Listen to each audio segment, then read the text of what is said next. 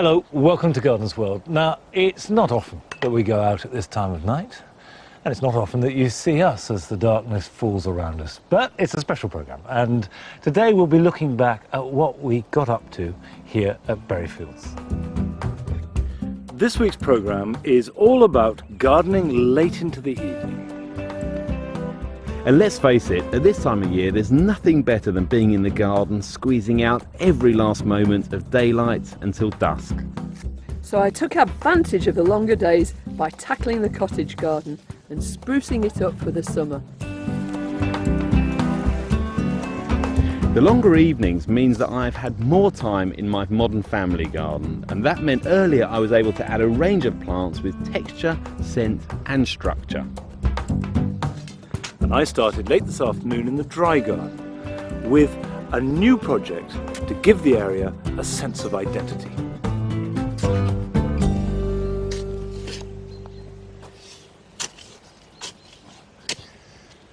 We often talk about the dry garden here at Berryfields as though it is the finished article. It's a definite place that we come to, but the truth is it hasn't worked out like that. Our intentions have been good, if not really important, in a year like this with drought and with hot summers and climate change making that a trend that inevitably is going to increase. But as a distinct place, it's not working. It's a collection of plants. And I think the secret of any good garden, even if it's a compartment within a larger garden or the whole thing, is it should feel like an arrival. And the truth is, this dry garden at the moment feels like a corridor, as though it's on its way to somewhere else. And it's time to change that. We want to make this feel like a really important part of Berryfields. Now, nothing could be more dramatic than these. Got some fabulous palms. Perfect to get that feeling of an exotic dry garden that we want. Now, this one here is the Mexican blue. Fabulous plant, will do the job, but it has one drawback, it's heavy. So I need help. Joe, where are you? Where's the Joe when you need Coming in. Okay. Put my gloves on. Yeah, do, because this one, I never wear gloves, but this one is a monster. Because it's got these barbs running up the trunk that will rip you to shreds. Fabulous though, isn't it? Yeah, it's beauty. Now, there we go, up there. Hey, I'm in the hole. That's all right. Hang on to it. Yeah, leaning your way. Yeah, leaning that way and I'll pull. The Mexican blue is from the desert. Warm, hot summers, but cold nights, especially in winter. But it must be well drained. And if it's really well drained and reasonably mature, it should be hardy, certainly below freezing. Okay, you pull. Okay. And I'll pull, and hopefully we'll come apart in the middle. Okay. Oh, look at the roots. Lovely roots. Beautiful. Now, I think the one thing you have to stress when planting a palm, and I'm holding it on my feet, You're right. yeah, is not to plant it too deep. Yeah. Really Absolutely. important that. Okay, let's just get some soil around it. So maximum drainage, not too deep, and I don't want to lose my marker from other plants. And we'll talk about protecting it over winter later.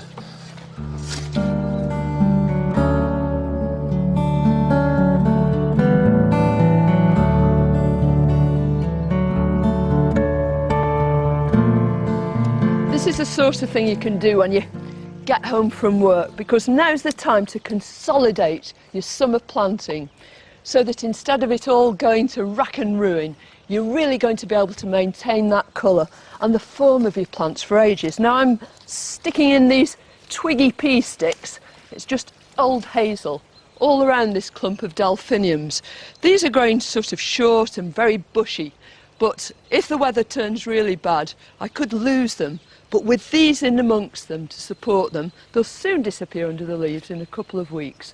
They should be fine right the way through, and when these top flowers have finished blooming, I can cut them off here and these side shoots will come on. These delphiniums are magnificent. Just look at these. Now earlier on we used some of Monty's homemade stakes, these great big wire hoops, right the way around this whole bunch of delphiniums, and it's really done the trick, it's worked. But I want to put some bamboos in these, some single bamboos. I'll give them one per flower head, because if it gets really windy, the volume of flower here is just so dense and so heavy that they could just snap. If I stake them short like this, up to here, then it won't be any good at all. But for the moment, in this quite sheltered cottage garden, they're doing fine anyway. In this garden, a lot of stuff flowers really early. including the aquilegias, and they've already started to set seed now. The seed heads are green, and if you just take one off and examine it and actually break it apart with your thumbnails, you'll probably find, yeah, the seeds are black, so that means they're ready. And those would work really well if we sowed them straight away, or we can actually store them in a paper bag. So I'm going to cut some of these, and instead of fiddling about examining each one, I'm going to put them all into a bag. Now, it's very difficult, really, to name these properly because they're very promiscuous, so we could get almost anything out of here. But if you actually take the whole stem off with lots of the seed heads on it, then you're going to get hundreds of seed heads, and you'll get literally thousands of seeds in here. Now, a lot of people wait till their aquilegia seed heads are dry and brown, but by that time you may well have lost a lot of the seed. The other way you can do it is just to stick the bag right over the top of the whole thing and just tie it up whilst it's on the plant. So those won't drop out of their own accord until these pods begin to dry, but the seed is there and it's viable, and that's the important thing.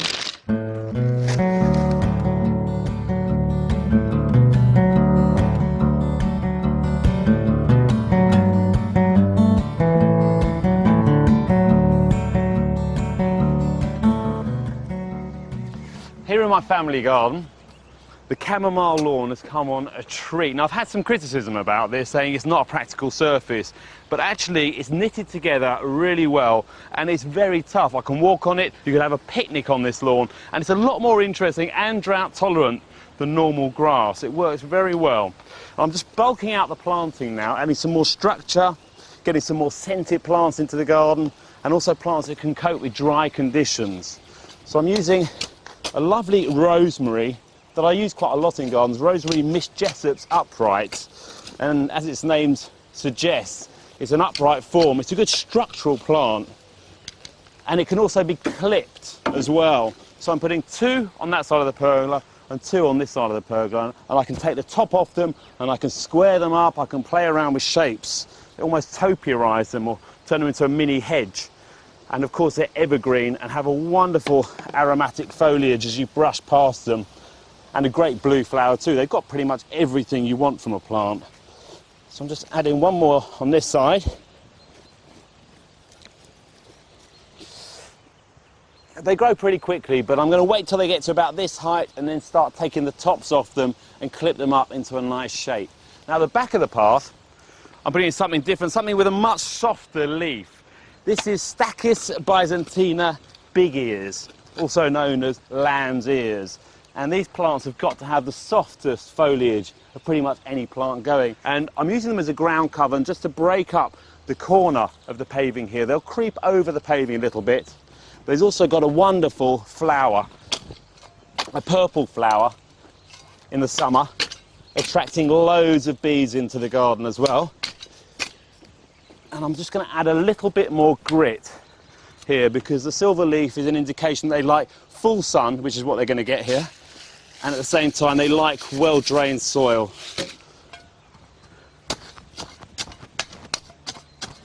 And then just backfill it, and it's going to break up the edge of this path really nicely too. Good ground cover plant.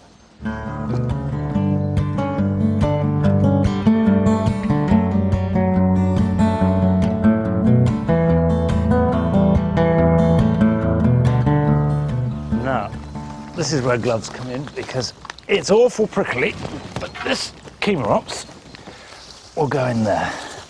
Let's move this pot out of the way. Now, we kept this in a pot over 2 winters now at Berryfields, so we know that it's hardy. And Chemerops come from the Atlas Mountains, so it's really cold, hot in summer, blazing hot, but very cold in winter. And as long as it's got good drainage, it'll take, I hope, anything that England can chuck at it. Now, let's backfill that. So we've got 3 of these, 2 of the Mexican blues, and that creates a sort of semi-formal structure that not only gives us substance, but also sort of sends out a visual message. There's no bones about it. This is a dry garden. Palms, immediately you're thinking of aridity, you've got the colour of the blue of the two types, and it transforms the space. When you've planted them, give them a soak and keep them watered for the first year or so. Every week give them a bit, but this is a perfect example where you can use grey water. They won't mind that at all. And we know that there's no problem with this at Berryfields. This will survive. However, we're not so sure about the Mexican blue, and we'll have to keep an eye on it and probably take protective measures, but I want to leave these out all winter. This has got to last, and eventually I want them to grow really big. Now they're in place, they're setting the scene, they're setting the tone. I think the thing to do now is to release them from bondage and let them fan as they want to. Okay, there we go, and that one can come off a little bit, and then this one. And this sound that they make, I've lain in bed in Mexico and heard the noise of the wind battling through this, and it's a sort of extraordinary sound. It's very evocative. Now this is expensive planting and not something that you would do every day, but it's a major change and a big investment that should last for years. Well, by early July, this Geranium oxonianum, the common pink one, really needs some brutal treatment. You need to cut it right back to the ground. Although there are flowers and buds on it and it seems a bit cruel, you'll really thank yourself later on, because by the time summer turns into autumn, it will have renewed all that basal foliage and you'll have another lot of flowers. And what's more, the whole clumps will be much, much neater too. Now this is a favourite geranium too. This is Johnson's Blue, and as you can see, it's just about finished flowering. But it only has one flowering season, so no matter how hard I cut it back, it's not going to flower again. But it is going to give me these lovely, soft, velvety leaves. So I'm going to be a bit more circumspect with this one, and I'm just going to take out the flowering stems. Well, the flowered stems, really. Now, when you're in the middle of a bunch of geranium like this, it's very difficult to tell which are the true leaves and which are the flowering stems. But you can actually tell because each one has a node. If it's a flowering stem, it's got a node like this. If it's a leaf, it's just got a simple stalk. So when you bum up in the air and head down, you can really tell the difference. When I've finished cutting these geraniums back, I'm going to water them really well, and then I'm going to give them a mulch with our own compost, so it'll give them lots and lots of nutrient, and we'll get a really good show at the end of the summer. Deadheading can be a bit of a difficult business sometimes. If you're deadheading roses or dahlias, plants that produce more than one flower down the stem, then don't just nip the flower off right at the top like that when it's finished. Get a sharp pair of secateurs and take it right to the place where it joins the main stem. That way you allow the other buds to produce wonderful flowers. If you don't do it, it can die back and sometimes affect the flowering of the other ones. If you're growing something like poppies and they've got one single bloom, then cut them right back to the base. If you cut things back and deadhead, you can be sure that you'll get the maximum benefit from your flowers all summer long.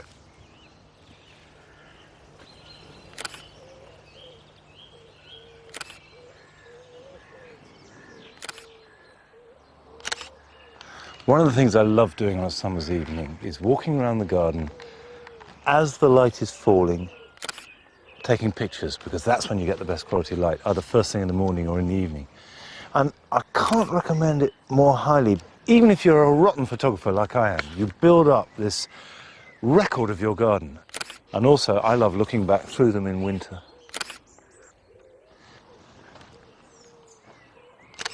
The roses have been really good this year so far, but none better than here in the ornamental fruit garden. And this little corner which has got two white roses, Blanc Double Couvert and the standard iceberg, which is just incredible. And they're both set against that black elder with its white flowers. And that just looks fab.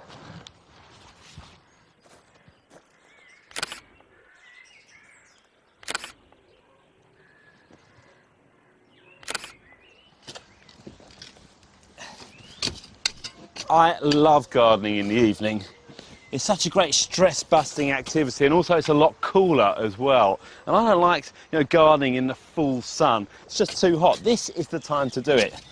Now, at the back of the garden, I'm putting in this Arbutus unedo, the strawberry tree. It's going to make quite a large evergreen tree, but it's going to be a great backdrop to the garden as a whole. And it's got a wonderful bark on it, a cinnamon-coloured bark. So what I'm going to do is just take some of these lower branches off to expose the stem, and also it's going to create some formative pruning, just create a really nice shape to the tree as a whole. Now, it's got some fruit on it already, you can see, green at the moment, but they will turn into a red strawberry colour, and they are edible, but they're pretty foul really, so I wouldn't try eating them. And also later on it's going to get flowers, so you get the fruit and the flowers at the same time, which is an interesting combination. The flowers are like little lily of the valley type bells, really very delicate, gorgeous. And it's actually a member of the heather family, the Erica family, but it will tolerate a lime soil as well. So it's a really good tree for a small garden. It's going to create a lovely backdrop to the garden as a whole, and it's going to get quite big eventually and expose more of that lovely stem. Now, another evergreen shrub I'm putting in is this little Cistus sunset.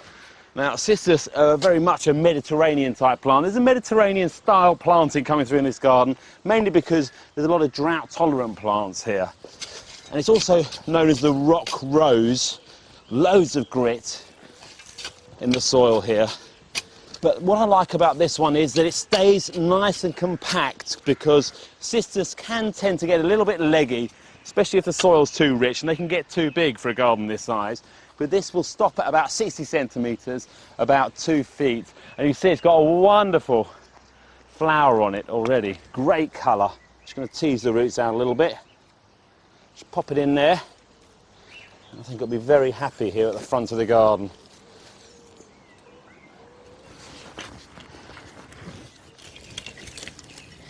I'm digging up our garlic because it's got rust. Now, rust is really prevalent, and you get it on all alliums, but particularly garlic, leeks and chives. And you can notice it by these brown spots and spores on the leaves, which look just like rust. Now, it's a fungus, and it can affect the bulb. You get white spores on them, and they can rot, and they certainly don't keep nearly so well. So as soon as you see it, dig them up, and then you can eat them. They'll be perfectly good to eat, they just won't store very well. And if you haven't got rust, and you dig up your garlic, do dry them. Dry them really well, and the better dried they are, the better they will store. But we'll eat those over the next month or so. But what I want to get on with now is go back to our potato trial. Now, if you remember, Sarah and I, the very first programme of this series, planted 3 different types of potato. There was Duke of York, Charlotte, and Sante. First early, second early, and main crop. And we split this bed into half, and on this side they were chitted, and on that side unchitted. It was really to see whether there is a difference if you chit or unchit your potatoes. And if you've not grown potatoes before, chitting them means letting them sprout before you put them in the ground, and the idea is that they grow much faster. You can see that we've got what looks like disaster here. In fact, there's nothing wrong with the potatoes, it's simply drought. This bed has not been watered at all. And the Charlotte, for some reason, have suffered much worse than the others and flopped. However, it's not those I want to dig. It's the first earlies, the Duke of York. These first earlies went into the ground at the very end of March, and you would expect them to be ready for harvest after 90 days. The ground is like rock, and however carefully you dig them up, you always end up spearing or breaking some potatoes. But we've treated both exactly the same, and now we can take our measurements. Now, you don't have to measure these to see that the chitted ones are bigger and more numerous than the unchitted. Now, I think some of that is because there was more moisture in the soil earlier on in the season, and because the chitted had foliage and were ahead, they were able to take more advantage of the available water. However, they've both had identical treatment in identical conditions, and you have to take it as you find them. Now, I will weigh them just to check it out. And the chitted come in at just under 6, actually. Let's call it 5.5, or about 12 pounds. And unchitted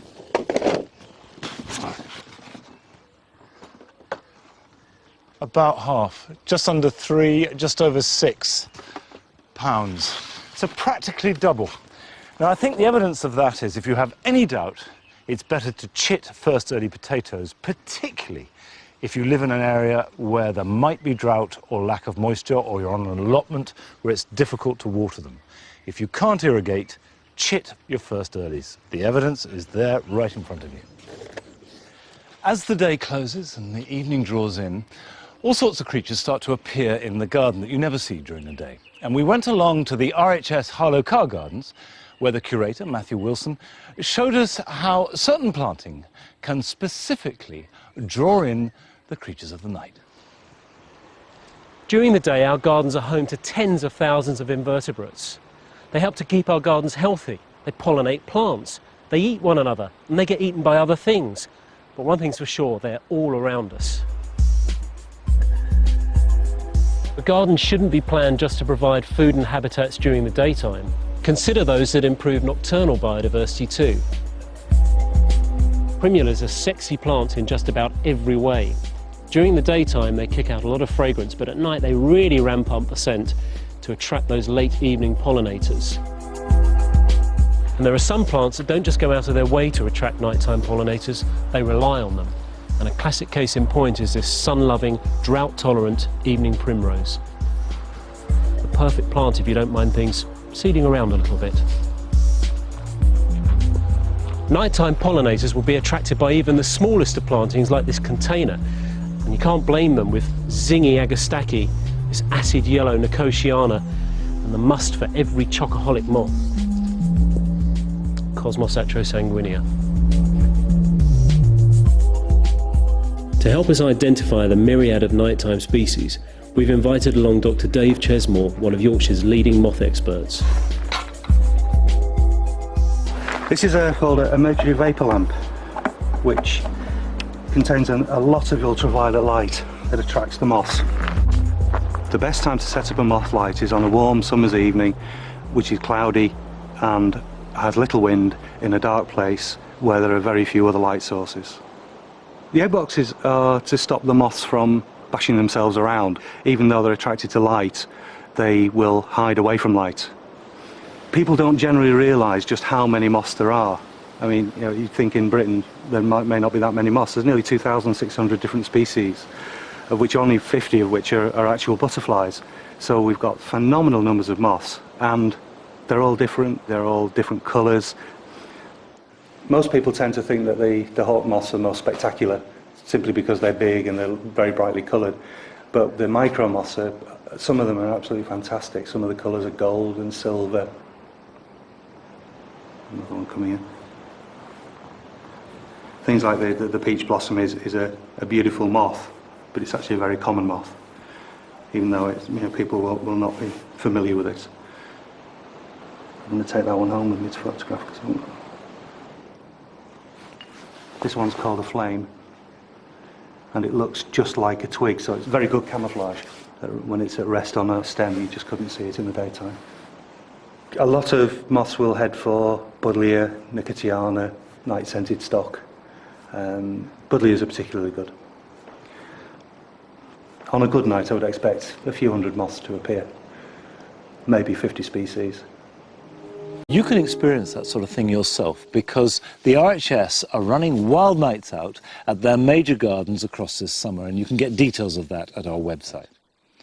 And as the evening of a long summer's day descends into night, you can get some of the best moments in a garden, especially if you light it. And here at Berryfields, we've been looking at different ways of using what I think are the very best kind of lights, which is simply candles. One of the most relaxing things to do in the evening is to water the garden. It's great to give your plants a really good drink, and they get the full benefit because there's less evaporation.